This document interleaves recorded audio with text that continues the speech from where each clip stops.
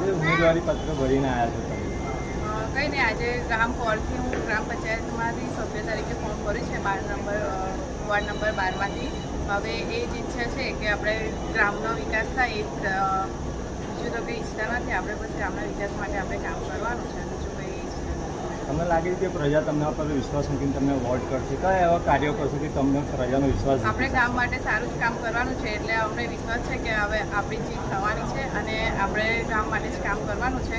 તેથી અમને પૂરો ભરોસો છે કે ગ્રામજનો આપણને પૂરો સહયોગ કરશે. કયા એવા રાજનૈતિક કાર્યો છે કે તમે પ્રજાનું મન જીતી શકશો? સ્થાનિક હજી કાર્યો એવું તો કયા કંઈ છે? નક્કી કર્યું નથી. હજી આપણને પદ મળે પછી આપણે વિચારીએ કે આપણે શું કરવું છે, પણ આપણે ખાલી એક જ ઉદ્દેશ એ છે કે આપણે ખાલી ગામનો વિકાસ કરવાનો છે અને જે પણ કંઈ કામો છે તે આપણે કરીશું. પ્રજાને શું મેસેજ આપવા માંગો? પ્રજાને બસ એક જ મેસેજ આપવાનો છે કે તમે કોઈ સારા ઉમેદવારને વોટ આપીને જીતાડો. શું નામ આપો? સારી.